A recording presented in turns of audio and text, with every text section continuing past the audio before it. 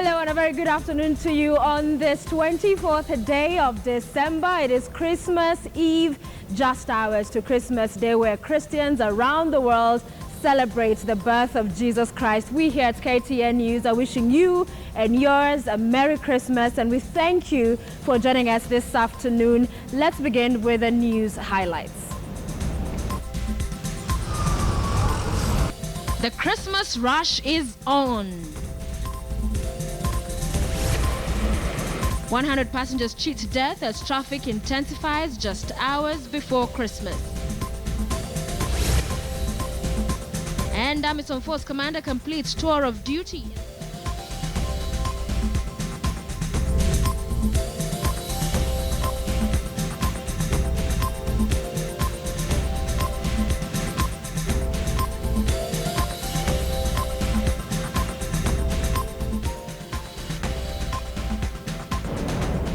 Welcome to the bulletin. My name is Sophia Wanuna.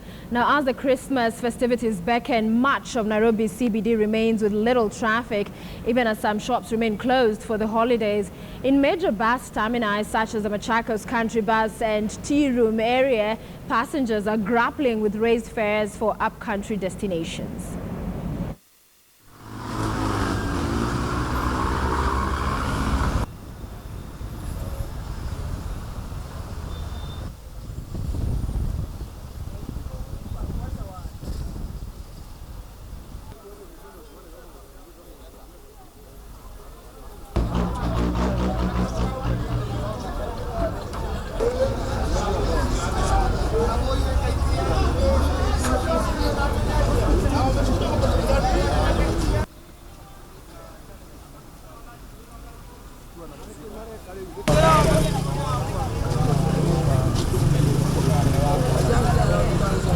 Kusema kweli, saa hii kusafiri si mchezo, maana najua kuna changamoto zingine ambazo huwezi ukatatua kwa sasa, kwa sababu tulitoka kama sasa tulitoka Mombasa jana kitu kama saa 6 hivi mpaka saa hii bado hatujafika mbali tunaenda, na hatukutarajia kwamba gari tulikuja nayo tunaweza kubaga hapa Nairobi, na hata hivyo tunahakika tutafika nyumbani. Natoka Mombasa naenda Busia.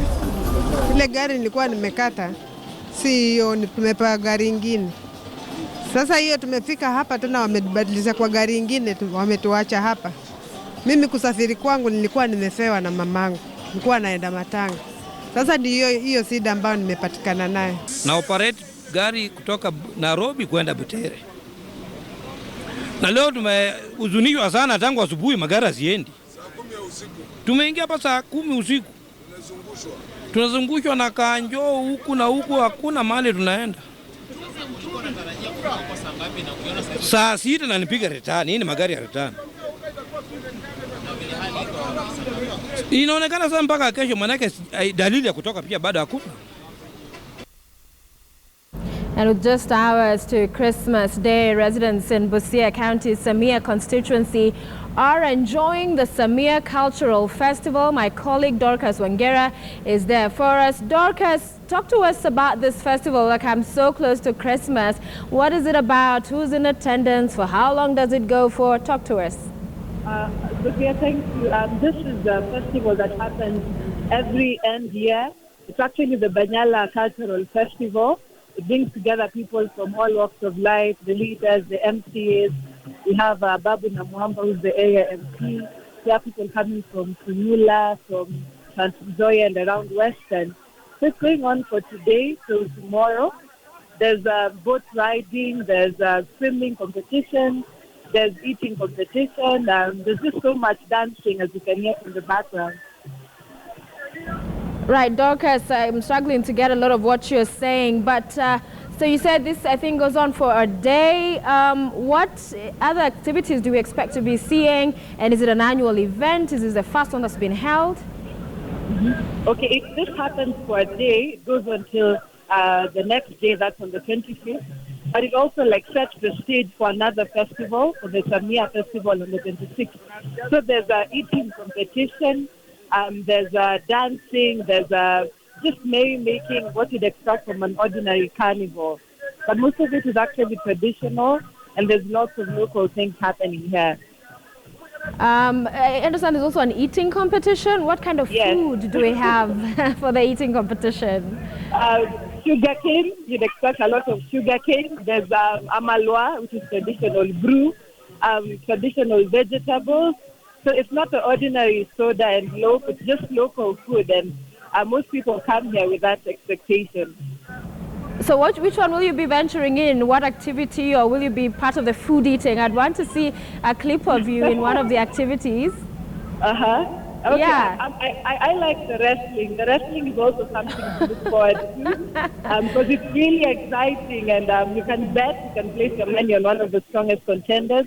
So I think that's what I'll be doing, especially where the children are involved, because that's really a lot of fun. All right, Dorcas, I look forward to seeing the clips from that festival. Thank you so much, and have a lot of fun for us as well who are in studio. Let's move on to another story where a move by Muslim passengers who are on a Mandera-bound bus and who shielded their Christian counterparts continue to be lauded by leaders in the country. Speaking after a fundraising in aid of Gurufa Madarasea, MPs Mohammed Shidie of Lagdera and Garissa Women Rep Shukran Gure said that the actions that were taken by the Muslims in the bus will unite Kenyans more than before. Some of the victims of the attack are still admitted in various hospitals in Mandera and Nairobi. Sisi watu wa Kenya tujitokeze tuseme tuko pamoja kwa sababu ile kitendo hawa Waislamu walifanya, sisi tumedefeat na tumeshinda wa Al-Shabaab kwa sababu waliona tumesimama pamoja. Hiyo ninasema watu wa Kenya tuwe united tukipigana na hawa watu. Tukikuwa tumekuwa divided, hawa watu watatushinda na watakuja. As you are aware, Al-Shabaab is now divided house. Some have joined Boko Haram, some have joined Al-Qaeda, some have joined ISIS, so they're divided. It will be like Mungiki. It will not last. In the next 1 year, it will be over. And it's already over, by the way. So we want to thank the security in this town, led by Saleh and other officers, who have now demonstrated that they can work for the Wananchi and for the government of Kenya. Now, more than 100 passengers escaped death when two buses from the same company were involved in an accident near Kenyatta University along Thika Road. The passengers who were traveling from Nairobi to Thika sustained minor injuries. According to Austin Mungai, a passenger who was in one of the vehicles, the two buses were traveling on high speed, and on reaching Kenyatta University, their bus was overtaken by another. This caused their driver to accelerate, and after passing the gates of the university, a pickup which was ahead of them changed its lane, forcing the bus driver who was ahead of them to apply emergency brakes. This prompted the two buses to hit one another before hitting a pavement and overturning. They were taken to Ruiru District Hospital where they were treated and discharged. The accident comes barely a day after NTSA Director General Francis Major made an impromptu check of speed governors along Thika Superhighway. NTSA released a report indicating that there are at least 160 black spots that drivers need to be aware of during this festive season.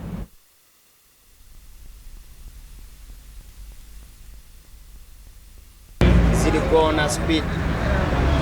Alafu kuna gari imetokea mbele. Ikaguza hii yetu. Sasa akienda kukanyaga breki, aka lose control. Gari kagonga kando na kando. Ukaingia na ikakuja kagonga ingine kika. Mbona sijui walikuwa na rush kwenda wapi? Walikuwa wanakimbizana actually. Juu mimi sikuwa na story, actually nilikuwa na my earphones on. Nilikuwa nasikiza ngoma tu pole pole. Lakini hivyo ndivyo imekuwa. Ningeomba sana sisi madereva kwamba wakati tunaposafiri tuache mambo ya mbio, tuweze hakika kutilia maanani, kwa sababu hata serikali NTSA waweze kutilia maanani katika hali ya speed. Tea farmers in Kapsara today staged a demonstration against poor returns from the tea factory. The farmers sought to elect new officials as their representatives.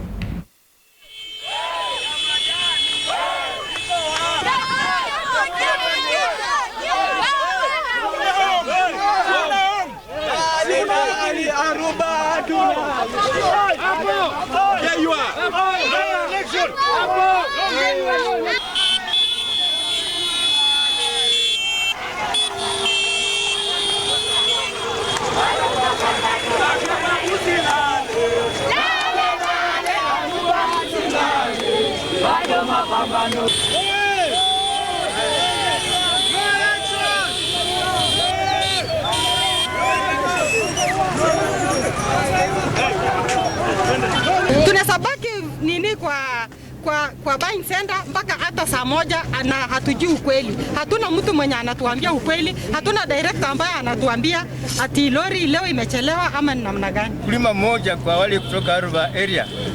Jambo ni moja, record ya factory hii si kamili.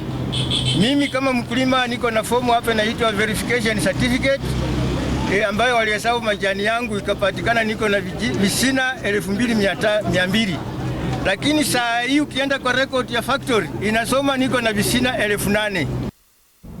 Now, more than 200 border operators have received their riding licenses as part of a 1 million shillings training project launched in Kajiado East Sub-County under Constituency Development Fund. The project targets to benefit 4,500 riders. Kajiado East Member of Parliament Paris Tobiko, while handing over their licenses, said the program is in collaboration with private driving schools. Tobiko asked leaders not to condemn border riders but help them to acquire the right skills. Over the years, border riders have been associated with crime and violation of traffic rules in the most cavalier way, causing road accidents.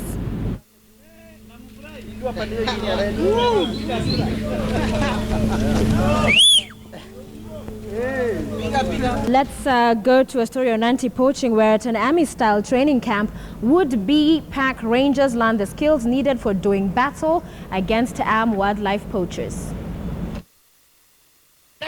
These students are not training to be soldiers, but gamekeepers in South Africa's national wildlife parks. This training centre was founded by Simon Rood in 2012 to prepare recruits for the fight against the increasingly violent rhino poachers. The country lost a record 1,200 rhinos to poaching last year, their horn in high demand in Asia. We've got armed terrorists coming through our border with weapons to shoot our natural heritage. Unfortunately, it's the kind of business that you have to fight fire with fire. And unless you have armed field rangers on the ground, what are you going to do? The training lasts more than a year, and for this war fought on foot, the drills involve running, sit-ups and push-ups. Those who can't keep up with the fitness regime fall by the wayside. Of more than 100 trainees who began this course 8 months ago, only 19 remain. When we deploy them, they're alone. If we don't teach them discipline, how to do this, they're going to struggle, and then they can't carry out the instructions. The final step of the course is weapons handling, first on a computer simulation, and then in real life. This thing is like your wife. You understand? Yes, sir. You will treat it with respect. If you do not treat this thing, this firearm with respect, then you do not deserve to be a ranger. If I'm going to show you how to hold the weapon, the firearm, you're going to listen. If you do not listen, I'm going to grind you, you're going to cry. The students believe the harsh training is necessary. It's a war because these people want the rhino and the horns, so we have to prevent that. When they come across us, if they have that horn, they'll shoot at us and we'll have to shoot back at them. They mustn't kill our rhinos because we still need our children to know about the rhinos. Once qualified, the rangers will earn a modest salary of only about €300 per month. But for some, it's more than a job. It's a duty. Let's cross to Zambia now. And a struggling currency, power shortages and rising food prices are all the things Zambians did not ask for this Christmas. The festivities are expected to be more moderate this year as consumers spend less in the face of economic woes. Shoppers browse the mall in Zambia capital Lusaka. It's only one day before Christmas. It's peak time for businesses. But this year the shopping lists are shorter and the feasts are somewhat leaner. Zambia is Africa's second biggest copper producer. Zambia has seen its kwacha currency tumble nearly 50% against the dollar this year, driving up food prices. We won't do everything that we normally do during Christmas, yes, because of the hiked inflation, let me say. Yes, so it's like prices have been hiked in certain things, so we can't have the fun that we normally have. Yeah, but we'll see what we can do. Zambia is facing its toughest economic challenge in a decade. There are weak commodity prices, electricity shortages and slowing growth in China hit growth. The lack of reliable power is hitting Zambia's economy. as people struggle to make a living without electricity half the day, unless heavy rains come to Zambia soon. They add, the country will face a heavy economic bill from climate change. We saw the pressure on the prices of copper affecting our nation economically, and the dollar shot up to as high as 14.5 in just at some point. We are still looking at how the prices have been affecting us. Prices have trebled. So that in itself has economic impact on the way people are going to spend. Even me as an individual, definitely I will have, I may not spend as much as I would have loved to spend as we celebrate Christmas this year. So we still hope that families can still manage in the little resources that they may have. In October, Zambians took part in a national day of prayer seeking divine help from the country's economic woes. Responding to an appeal from President Edgar Lungu, churches across the southern African nation conducted prayer services. Often host her extended family over the holidays for days of feasting and merrymaking. She says this year she will spend it with her husband and children. We'll not cook anything special this Christmas because food prices have soared too much. Maybe we'll have some rice and go to church. I hope the government does something about food prices. It's really getting out of hand. Everything is so expensive and it's affecting our quality of life. Falling commodity prices, political upheavals, and simmering conflict are exposing the differing fortunes of Africa economics, undermining the idea that the content of 1 billion people is one collective ascent.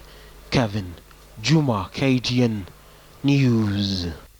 And that's it for KTN Newsdesk. For those of you that are watching us on KTN Home, enjoy the rest of your viewing. But I welcome you to join me on the other side, KTN News, because we have lots more in store. I'm Sophia Wanuna. Good afternoon.